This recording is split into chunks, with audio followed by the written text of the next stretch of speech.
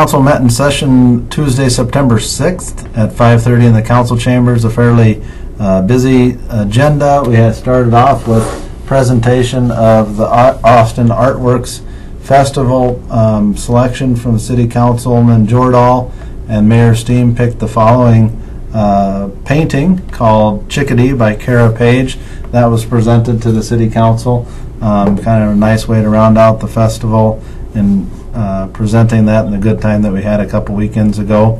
The mayor also proclaimed September 16th through the 25th Welcoming Week. It's part of our involvement in welcoming America and having Austin be a welcoming community for our diverse immigrant population. So the mayor read that proclamation. We also had a public hearing for our first Austin Home Initiative program house that's being built. Matt Lack is the first person to come through with building a new single-family home. That was approved earlier in the day at Malheur County, and a week and a half earlier or something like that from the school board. So that project now can move towards breaking ground and receive abatement for 5 years. If you know of anybody interested yourself in taking advantage of that program, you can get 5 years of tax abatement on the new construction value added to the land. Kind of a nice incentive if you're interested in building a new home. You can contact our local HRA.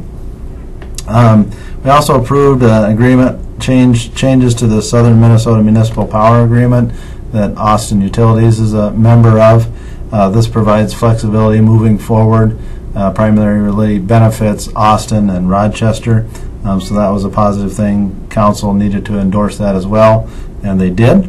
We approved a contract for security access here at City Hall with our remodel in the amount of $8,888, and also some signage. There'll be signage on the parking lot side of the municipal building here at City Hall, as well as on the 4th Avenue side as well. So that'll be a nice addition to the building and make it formally City Hall. We also approved repairs to the basement. We're taking on some water, had to do some repairs there, so American Water Works and J.D. Driver contracts were approved by council to address the water infiltration here in City Hall. We also designated Bremer Bank as a designated depository so they can vie and bid for different CDs and like for the city. We also approved a Mighty Ducks grant application in the amount of $150,000 overall project with a grant request of $60,000. It's for an ice resurfacer, otherwise kind of known as a Zamboni machine. So we'll apply for that grant and hopefully be successful.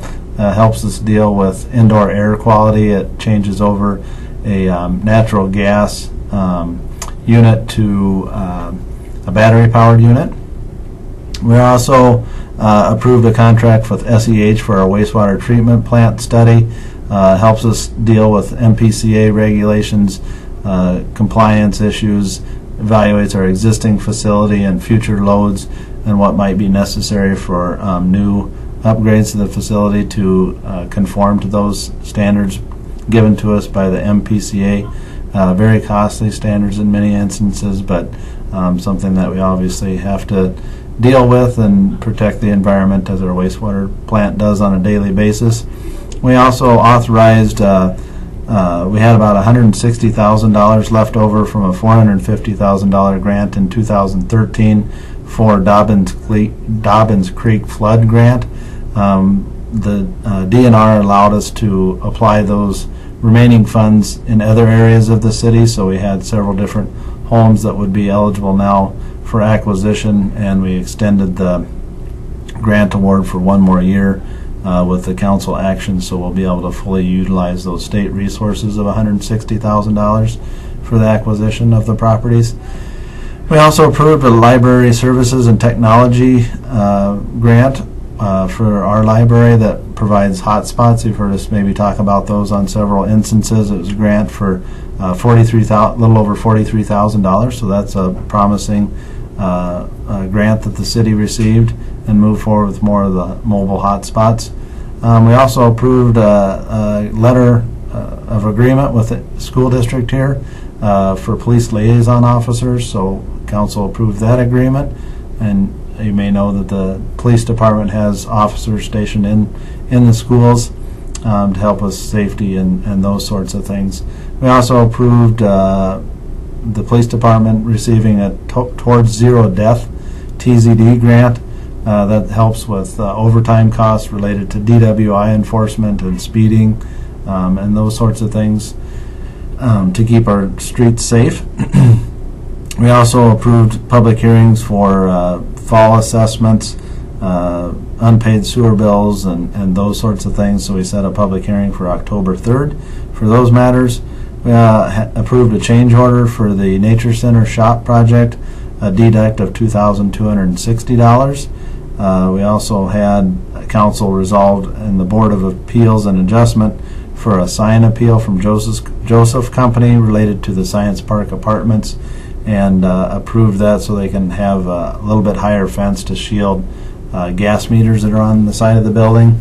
We also did an interim use permit for a home massage therapy person, and we also appointed Carol Granholm to the HRA board, and that pretty well rounded out, with the exception of some junk removal and storage of vehicles, illegal vehicles. Otherwise, that concluded the council meeting. We appreciate you joining us for this session. If there's any questions or comments that you have, you can always reach me at 437-9941. I look forward to seeing you on the next episode of council meeting and video blog. Thanks so much. Have a great day.